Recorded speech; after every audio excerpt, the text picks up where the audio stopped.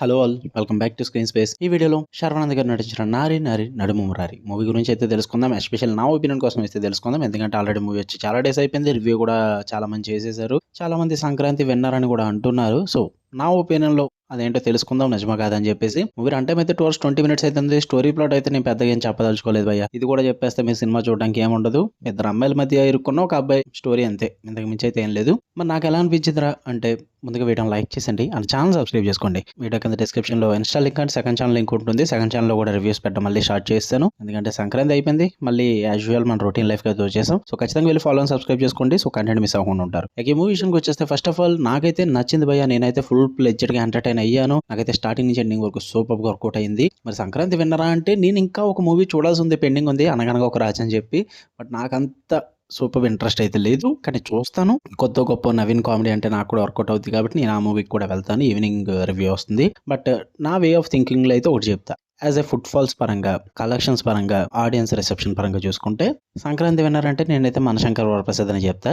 But కానీ content పరంగా, కొంచెం నరేషన్ పరంగా, కామెడీ టైమింగ్ పరంగా, కొంచెం క్రియేటివ్గా కొత్తగా ఏమన్నా చేశారంటే కనుక నేను నారి నారి నడుము మురారి అని కూడా చెప్తాను. సో ఇలా డివైడ్ అయి ఉంటుంది. ఇది అని చెప్పేసి ఫిక్స్ చేయడం ఉండదు. ఆడియన్స్ మైండ్ సెట్ని బట్టి సంక్రాంతి విన్నర్ అయితే మారిపోతూ ఉంటారు. సో నేనైతే అలా డిసైడ్ చేయగలను. మరి ఈ మూవీ నాకైతే నచ్చింది. పాజిటివ్స్ విషయానికి వచ్చేస్తే ఫస్ట్ ఆఫ్ ఆల్ రైటింగ్స్ భయ్య. రైటింగ్స్ చాలా బాగున్నాయి. ముగ్గురు రైటర్స్ అంట మూవీకి. గుడ్ టు హియర్ దట్ అని చెప్పాలి. లిటరల్లీ ముగ్గురు ఉండడం వల్ల ఏమో తెలియదు కానీ ఎక్కడ కూడా డ్రాప్ అవ్వలేదు మూవీ అన్నది. స్టార్టింగ్ నుంచి ఎండింగ్ వరకు కామెడీని ఫుల్ ప్లెజర్ గా జనరేట్ చేశారు. ముగ్గురు రైటింగ్స్ కూడా సూపర్ వర్కౌట్ అయినాయని చెప్తున్నాను. అయితే అంటే మీ కాన్సెప్ట్ సింపుల్ అండ్ రొటీన్ అయినప్పటికీ కూడా వే ఆఫ్ నరేషన్ కానీ, ఆ స్క్రీన్ ప్లే ప్రెజెంటేషన్ కానీ ప్రతిదీ కూడా చాలా డిఫరెంట్ అండ్ యూనిక్ గా ఉంటుంది. అండ్ కామెడీని ఫోర్స్డ్ గా కాకుండా న్యాచురల్ గా ప్రెజెంట్ చేస్తారు. సో దానివల్ల చాలా బాగా వర్కౌట్ అవుతుంది.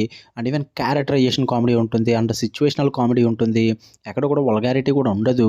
ఇదంతా కూడా చాలా బాగా కనెక్ట్ అయ్యాను. నేనైతే ఫుల్గా ఎంటర్టైన్ అయ్యాను. అయితే థియేటర్లో చూస్తున్నంతసేపు బాగా నవ్వుకున్నా. అండ్ పర్ఫార్మెన్సెస్ కూడా చాలా బాగుంటాయి. శర్వానంద్ గారు కూడా ఓల్డ్ టైప్ ఆఫ్ శర్వాన్ అయితే చూస్తాం మనం. ఒకప్పుడు కామెడీ మూవీ చేసేవారు కదా, ఆ శర్వ. మెయిన్ పిల్లర్స్ అయితే మూవీకి నరేష్ గారు అని చెప్తా. నరేష్ గారు అయితే త్రూ అవుట్ మూవీ ఎంజాయ్ చేస్తారు బై ఆయన క్యారెక్టర్ ని.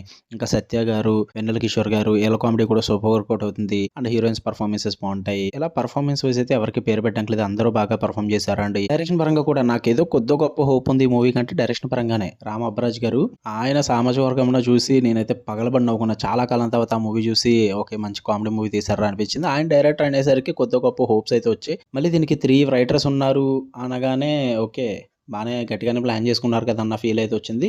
సో అలా హోప్స్ ఉన్నాయి. సో వాటి పరంగా అయితే వాళ్ళు నన్ను అయితే అస్సలు డిసప్పాయింట్ చేయలేదు. బాగా వర్కౌట్ అయింది. ఏమన్నా వర్కౌట్ అవ్వలేదురా అంటే కనుక కొంచెం మూవీలో ఉన్న వాళ్ళకి కూడా మ్యూజిక్ టేస్ట్ ఉంటే బాగుంది అనిపించింది. అంటే సాంగ్స్ నాకు అంతగా వర్కౌట్ అవ్వలేదు, అంత ఎక్కలేదు కూడా భయ్య. సిచ్యువేషనల్ గానే వచ్చినాయి సాంగ్స్, ఏం పెద్ద ఎక్కువ ఏం పెట్టుకోలేదు. కానీ ఆ వచ్చిన సాంగ్స్ అన్నా వినడానికి చూడడానికి బాగుంటే కొంచెం ఎఫెక్టివ్ గా ఉంది. నాకు అవి నచ్చలేదు. అండ్ బీజిఎం కూడా నాకు అంతే వినబడలేదు. మరి ఏదో వెళ్ళిపోయింది అంతే మ్యూజిక్ బ్యాక్గ్రౌండ్ లో. నాకు అంత వర్కౌట్ అవ్వలేదు అది కూడా. అంతే, ఇంతకు మించి అయితే పెద్దగా నాకు నచ్చను అంటూ ఏమీ లేవు. త్రూఅవుట్ ద మూవీ అయితే ఎంజాయ్ చేశాను. నాకైతే చాలా బాగా వర్కౌట్ అయింది. స్టిల్ ఇంకా చూడకపోతే కనుక వెళ్ళండి, చూసండి, ఎంజాయ్ చేసండి. మూవీని మిస్ అవ్వకండి, థియేటర్స్ లోనే ఉంది కాబట్టి. ఓకే, మీకు కనుక వీడియో వస్తే లైక్ చేయండి, షేర్ చేయండి. అండ్ ఈవినింగ్ అనగనగా రాజు మూవీ రివ్యూ వస్తుంది, అది కూడా చెక్ చేసండి. అండ్ సెకండ్ ఛానల్ లో కంటెంట్ పెడుతున్నా. కార్డ్ స్టీలింగ్ అని చెప్పి ఒక మూవీ రివ్యూ పెట్టాను. అండ్ ఆఫ్టర్నూన్ గుర్రం పాపిరెడ్డి మూవీ రివ్యూ వస్తుంది. అండ్ ఈవినింగ్ కి ఇంకో మూవీ ఏదో ఉంది, బ్యాంక్ ఆఫ్ భాగ్యలక్ష్మి సంథింగ్ ఏదో, అది కూడా రివ్యూ పెడతాను. సో 2 ఛానల్లో కూడా ఈరోజు ఆ వీడియోస్ అయితే అప్లోడ్ అవుతున్నాయి. టోటల్ గా 6 వీడియోస్ అప్లోడ్ చేస్తున్నట్టు అవుద్ది. సో ఖచ్చితంగా మిస్ అవ్వకండి. వెళ్ళి ఖచ్చితంగా ఇన్స్టాలో ఫాలో కొట్టండి, లేదంటే సెకండ్ ఛానల్ కూడా సబ్స్క్రైబ్ చేసుకోండి. సో నోటిఫికేషన్ మిస్ అవ్వకుండా ఉంటారు. ఓకే, మళ్ళీ నెక్స్ట్ వీడియో కలుద్దాం. అంటే దాని లవ్ యూ ఆల్, బాయ్.